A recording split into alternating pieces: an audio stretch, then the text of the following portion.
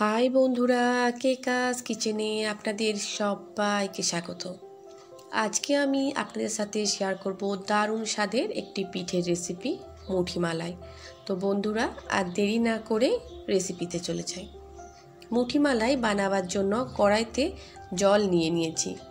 3 table spoon গুড় add করলাম। গুড়টা ভালোভাবে মেল্ট করে নিয়েছি। 4 টেবিল স্পুন কোরানো নারকেল অ্যাড করলাম। জলটা ভালোভাবে গরম করে নিয়েছি। পরিমাপ মতো লবণ অ্যাড করলাম। 1 বাটি শুকনো চালের গুঁড়ি কড়াইতে দিয়ে দিলাম। চালের গুঁড়ি দেবার আগে জল কিন্তু ভালোভাবে গরম করে নিতে হবে। আমি এখানে শুকনো চালের গুঁড়ি নিয়েছি, সেই জন্য যেই বাটিতে চালের গুঁড়ি নিয়েছি সেই বাটি 2 বাটি জল দিয়েছিলাম। চালের গুঁড়ি হিসাবে জলটা কম বেশি করে নেবেন। গ্যাসের ফ্লেমটা মিডিয়াম রেখেই ডোটা ভালোভাবে তৈরি করে নিচ্ছি, যাতে কোনো রকম গুটলি তৈরি না হয়। গ্যাসের ফ্লেমটা অফ করে দিলাম। ঢাকনা চাপা দিয়ে 4 মিনিটের জন্য এটাকে রেখে দিচ্ছি, যাতে প্যানের হিটে ডোটা সেদ্ধ হয়ে যায়।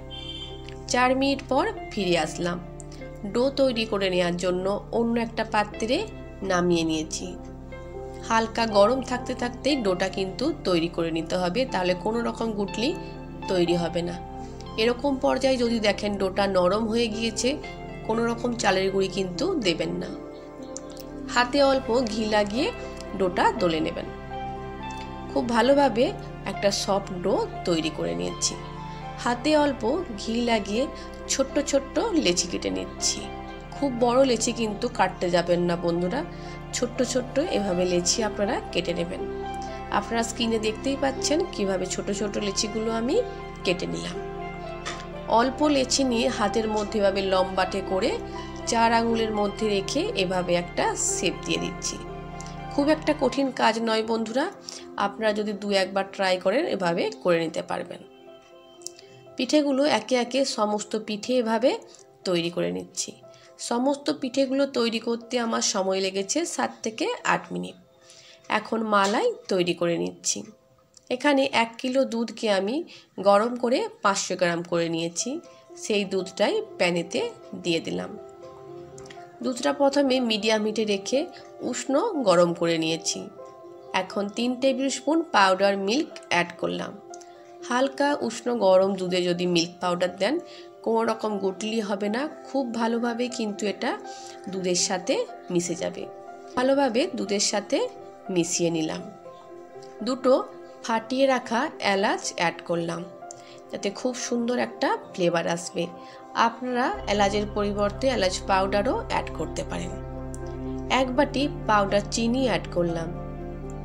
চিনির পরিবর্তে মিজরি বা গুড় দিয়েও আপনারা মালাইটা তৈরি করে নিতে পারেন। বন্ধুরা, বাড়িতে যদি হঠাৎ করে অতিথি আসে, খুবই অল্প সময়ে আপনারা কিন্তু এই মুঠি মালাইটা বানিয়ে দিতে পারেন।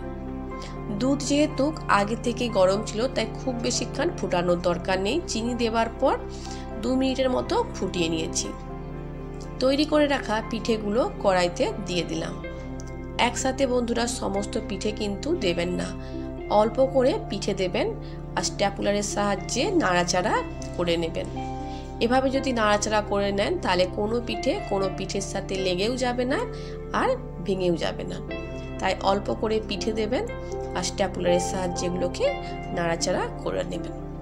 বন্ধুরা, বাড়িতে অবশ্যই রেসিপিটা একবার ট্রাই করবেন। কথা দিচ্ছে পিঠের রেসিপিটা কিন্তু আপনাদের ভালো লাগবেই লাগবে। দুধে দেওয়ার পর 7 থেকে 8 মিনিটের মতো কুক করে নিচ্ছি।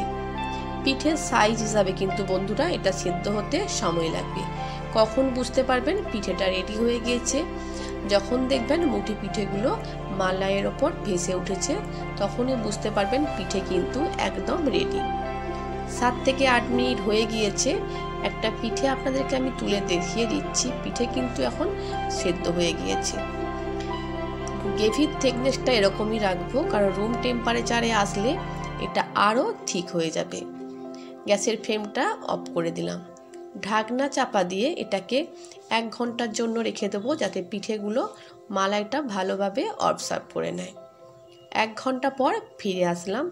মালাইটা কতটা ঠিক হয়ে গিয়েছে আপনাদেরকে দেখিয়ে দিচ্ছি। বন্ধুরা দেখুন, বন্ধুরা, যতক্ষণ না বাড়িতে আপনারা একবার বানিয়ে নেন স্বাদে যে কত সুন্দর খেতে হয় পিঠের রেসিপিটা আপনারা বুঝতে পারবেন না।